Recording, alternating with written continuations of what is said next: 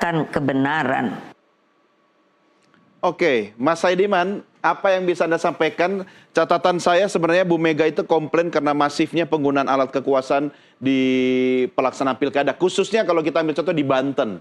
Gimana, Mas?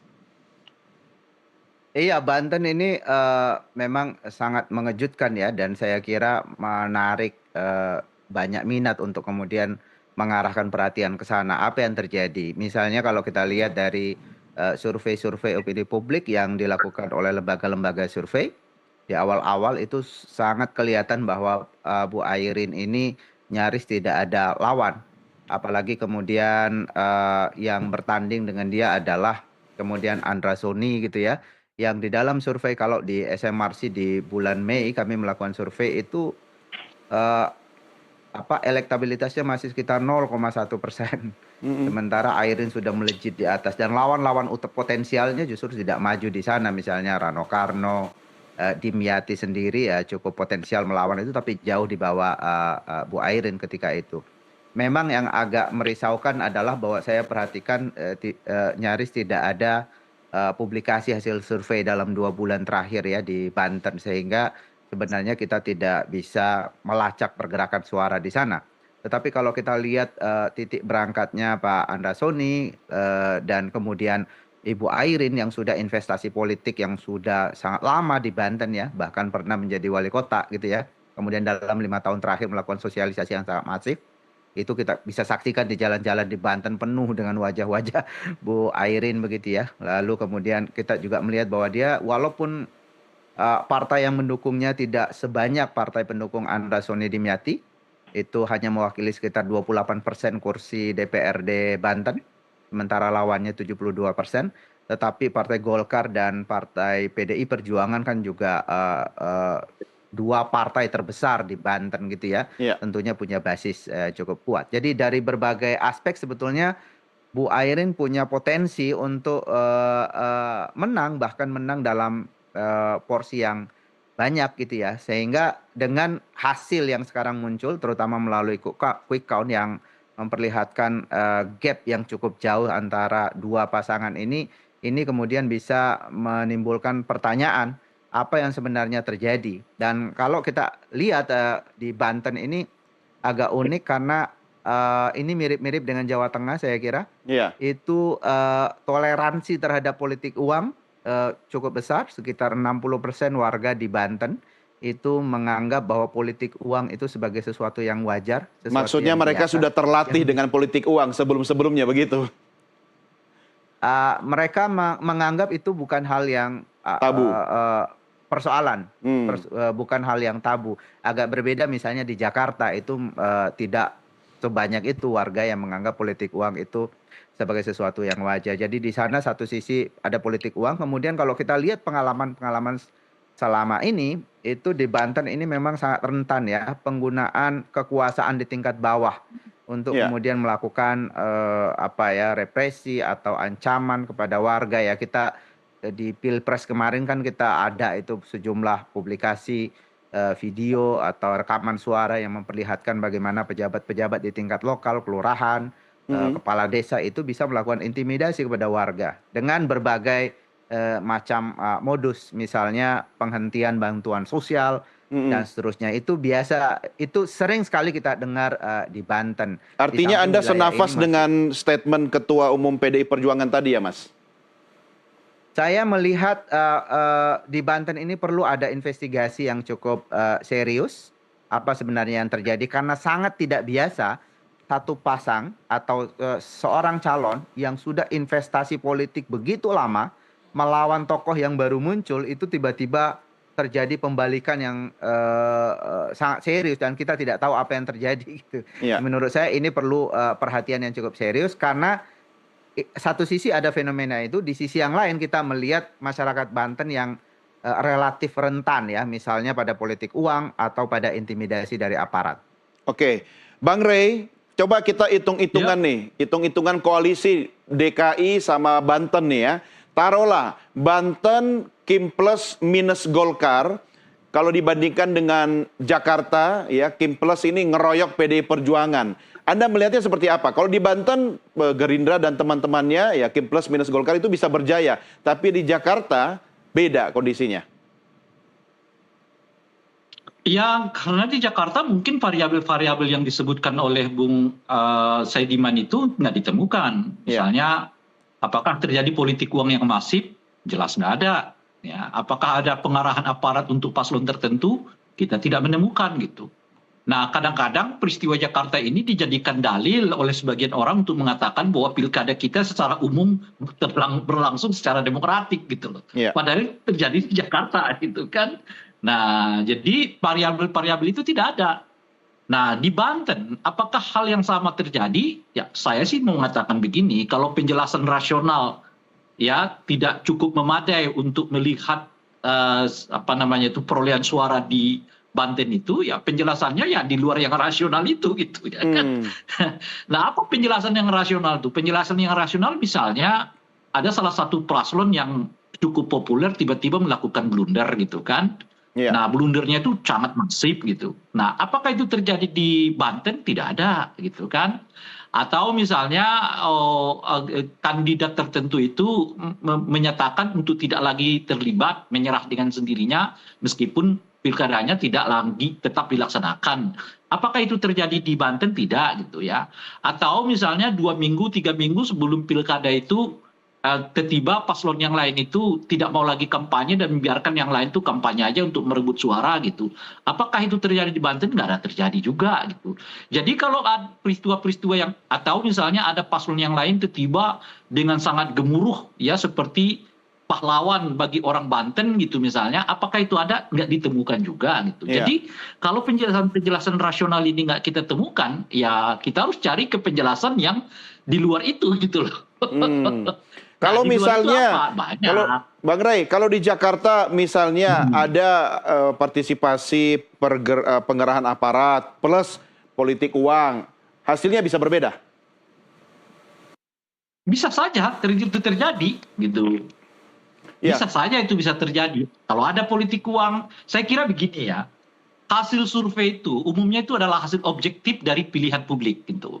Umumnya tuh. Apa yang bisa mengubah itu? Ya cuma ada 3. Pertama adalah politik uang yang sangat masif. Apa itu politik uang dengan segala bentuknya ya, termasuk bansos di dalamnya kita kategorikan saja sebagai politik uang gitu. Yang kedua ada intimidasi yang dilakukan kepada para pemilih dengan berbagai modusnya gitu. Dan yang ketiga adalah ada manipulasi. Kalau itu yang mengakibatkan hasil survei itu bisa berubah di satu tempat. Nah misalnya 1 minggu sebelum pilkada dilaksanakan ada lembaga survei yang mengumumkan hasil survei ya, tentu survei yang objektif ya gitu ya, yang tepat gitu. Nah itu gambaran umum akan terjadi di pilkada gitu. Karena itu sebetulnya menurut saya jawaban yang orisinil dari masyarakat itu adalah itu gitu. Nah tapi yang bisa mengubah pilihan itu berbeda hasilnya kemudian kalau terjadi 3 faktor itu. Politik uang yang sangat masif dengan segala bentuknya ya. Yang kedua ada intimidasi terhadap para pemilih dengan segala bentuknya. Dan ketiga adalah ada manipulasi suara. Gitu. Nah kalau 3-tiganya nggak terjadi, biasanya hasil di pilkadanya itu akan mencerminkan hasil dari survei seminggu atau 2 minggu sebelum pilkada itu dilaksanakan gitu. Kalau ada perubahan gitu ya, ya kita cari kita mungkin bisa cari di 3 faktor itu. Di luar tentu faktor misalnya tiba-tiba ada paslon yang melakukan blunder gitu ya, yang sangat fatal di ujung-ujung dari kampanye itu gitu. Tapi itu pun biasanya nggak terlalu banyak ininya pengaruhnya, pengurangannya gitu kira-kira. Gitu. Cuma Bang Ray, Anda merasa nggak sih kalau misalnya soliditas Kim Plus di Jakarta itu ya nggak solid-solid amat gitu loh, kayaknya ya setengah hati gitu. Beda kalau misalnya di Banten, Kim Plus minus Golkar, itu kayaknya all out itu. Why? Iya, saya membaca itu juga. Lebih khusus saya membaca kepada Golkar ya. Karena kalau saya lihat secara umum kan sebetulnya yang mengalami kemunduran di dalam pilkada kita ini adalah Golkar dengan PKS gitu. Mereka yang menerima begitu banyak sekali tanda kutip ya kekalahan di dalam pelaksanaan pilkada gitu. Di Jakarta, di Banten, kedua-duanya adalah kader Golkar. Di Jakarta, saya tidak melihat elit-elit Golkar terlibat langsung dalam kampanye untuk pasangan 01. Pun hal yang sama terjadi di Banten juga. Ketika Pak Prabowo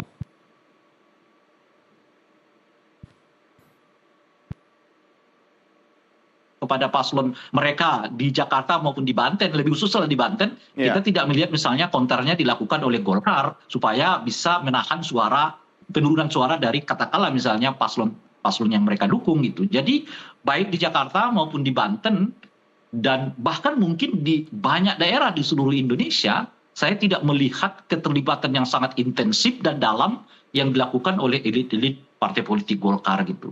Nah, oleh karena itu mungkin di Riau mereka mengalami kekalahan untuk kali pertama ya dalam sejarahnya gitu ya. Artinya banyak sekali basis mereka sekarang yang secara tradisional sebetulnya mereka kuasai itu sekarang hilang saja, dan jawaban yang tersedia bagi saya itu adalah saya tidak melihat partisipasi atau keterlibatan yang sangat dalam dari elit-elit DPP Golkar di dalam menggolkan pasangan mereka masing-masing di pilkada gitu. Iya. Mas Saidiman, senafas dengan pertanyaan saya ke Bang Rey, kenapa kok di Jakarta Kim Plus itu nggak all out gitu loh, Mas Saidiman? Saya salah satu penjelasan ya, saya ambil dari Bang Ray sebenarnya pernah mengatakan bahwa dia juga bertanya gitu, kenapa kok di Jakarta ini sepertinya yang paling ngotot untuk berkampanye justru Pak Jokowi dan Pak Prabowo gitu ya, bukan partai-partai pendukung Ridho gitu ya. Bang Ray waktu itu mengatakan ya mungkin ini buah dari peristiwa sebelumnya di mana Pak Jokowi ini memang terlihat muncul aspirasinya untuk kemudian memajukan tokoh seperti Ridwan Kamil di Jakarta, dan itu barangkali bukan aspirasi murni dari partai-partai politik. Karena misalnya kalau tadi dikatakan Golkar kan sangat berkepentingan untuk menang di Jawa Barat gitu, kadernya menjadi gubernur di sana. Ini adalah wilayah terbesar dan penyumbang terbesar untuk anggota-anggota DPR di Jakarta. Kenapa kemudian Golkar kemudian memajukan kader terbaiknya ke Jakarta berjudi di sini, sementara di sana potensi untuk menang lebih besar. Barangkali kenapa kemudian ketua-ketua partai ini termasuk Golkar tidak terlihat begitu serius mendukung pasangan Ridho, jangan-jangan karena pasangan ini sebenarnya atau calon ini tidak sepenuhnya dikehendaki oleh partai-partai tersebut, tetapi ini adalah aspirasi istana ya, di mana partai-partai politik tidak bisa menolak gitu ya. Karena itu ya ini aspirasi Pak Jokowi, ya Pak Jokowi lah yang berkampanye gitu ya, bukan calon kami. Kira-kira begitu ya. Artinya ada pembangkangan politik yang dilakukan oleh partai-partai pendukung RK begitu? Bisa saja terjadi, bahkan kita dengar kan ada sejumlah partai yang kemudian membelot gitu ya, menunjukkan sikap bahwa mereka tidak sepenuhnya mendukung Ridwan Kamil, malah lebih dekat kepada Pramono Rano. Di tingkat massa misalnya kita menemukan di dalam exit poll yang kami lakukan itu sejumlah partai politik pendukung Ridho justru sebagian besar masanya ke Pramono Rano. Partai-partai seperti PKB misalnya, bahkan PKS itu terbelah. Golkar juga demikian gitu ya. Jadi baik pada tataran elit maupun pada tataran massa itu kemudian klop gitu ya. Ya bisa disebut sebagai pembangkangan atau tidak tegak lurus pada keputusan formil mereka mendukung pasangan Ridho. Berbahaya nggak bagi kepentingan pemerintah pusat dalam hal ini Presiden Prabowo kalau misalnya kondisi di Jakarta tidak sesuai dengan yang diinginkan begitu? Mungkin tidak secara langsung berbahaya. Saya melihat ya bahwa siapapun sebenarnya yang terpilih ya dia tetap menjadi bagian dari pemerintahan ya di tingkat lokal gitu ya, dan tentu punya hubungan khusus dengan pemerintahan pusat. Apalagi kalau kita lihat yang menang ini kan Pramono Rano gitu ya. Pak Pramono sendiri kan punya kedekatan khusus dengan Pak Prabowo dan juga dengan Pak Jokowi sebelumnya. Jadi saya kira bukan dari sisi itu, tetapi mungkin ini di luar skenario politik yang hendak dibangun oleh koalisi besar ini, koalisi gemoy, koalisi gemuk ini yang ingin menguasai seluruh daerah-daerah strategis, dan ternyata sejauh ini Jakarta lepas, dan ini wilayah yang sangat strategis kalau kita bicara misalnya 2029. Jadi saya melihat bahwa apa yang dilakukan koalisi besar ini saya kira tidak bisa dilepaskan sepenuhnya dari dari aspirasi politik untuk 2029. Jadi kekuasaan ini ingin terus dilanjutkan sampai selama-lamanya termasuk di 2029 dan agak terganggu sedikit kalau kemudian Jakarta lepas. Saya kira dari sisi itu saya kira yang bisa mengganggu. Ya, Bang Rey, Boleh saya tambahkan sedikit, Bung? silakan Bang. Nah, kalau saya melihatnya dari dua faktor ya. Gitu. Pertama adalah faktor apakah Pak Prabowo memperlakukan dua paslon ini dengan setara atau tidak gitu.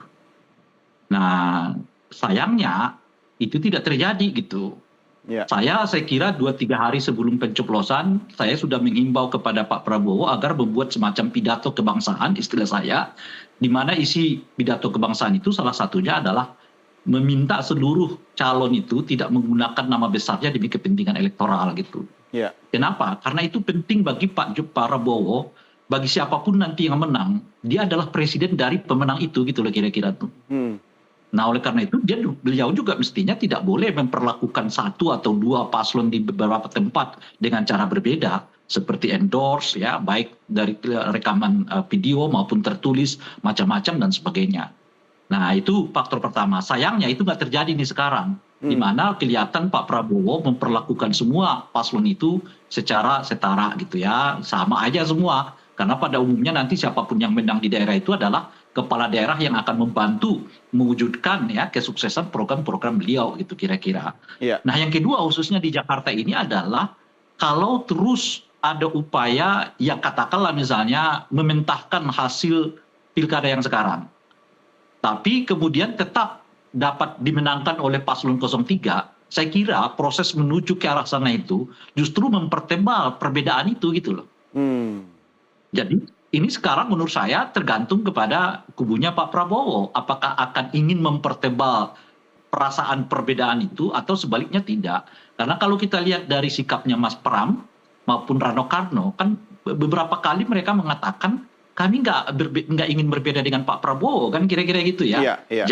Mau jalan bareng dengan Pak Prabowo gitu.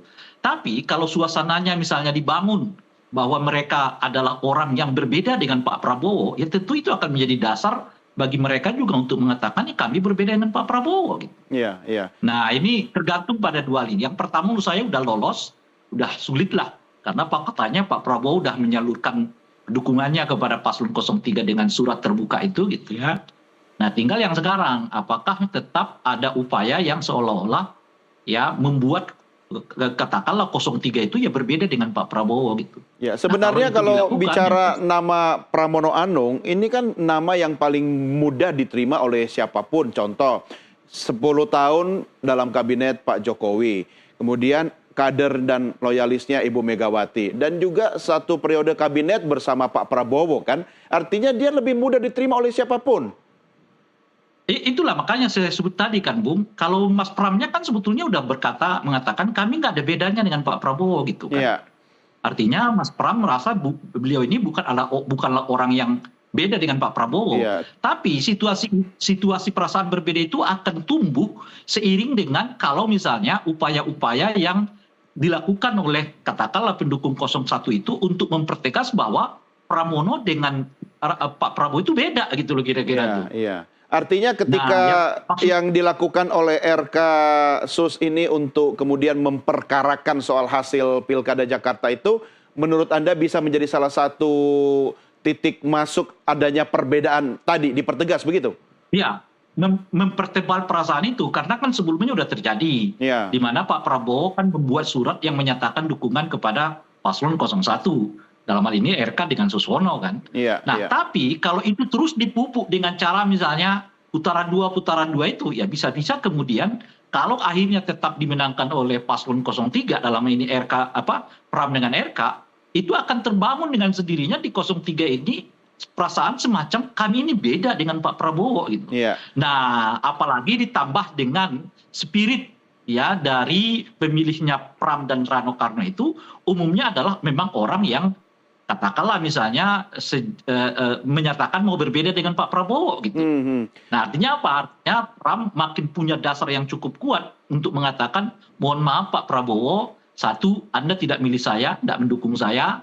Yang kedua, sangat bertele-tele untuk menetapkan hasil Pilkada Jakarta. Dan yang ketiga, amanah dari pemilih saya itu adalah menyatakan berbeda dengan Pak Prabowo gitu. Ya, Oleh karena artinya itu, Bang Rey, pilihan program bijak Prabowo, ya. pilihan bijak yang bisa diambil oleh pemerintah pusat atau Presiden Prabowo terlepas dari keberatan para pendukungnya RK adalah menerima Pilkada Jakarta satu putaran, begitu. Saya tidak mau mengatakan itu terserah sikap politik mereka, ya kan? Cuma yang saya mau katakan itu bisa jadi kemudian upaya yang terus melakukan putaran kedua itu justru akan mempertebal perasaan bahwa saya ini berbeda dengan Pak Prabowo. Itu yang saya mau katakan. Iya, Di situ iya. aja gitu. Oke.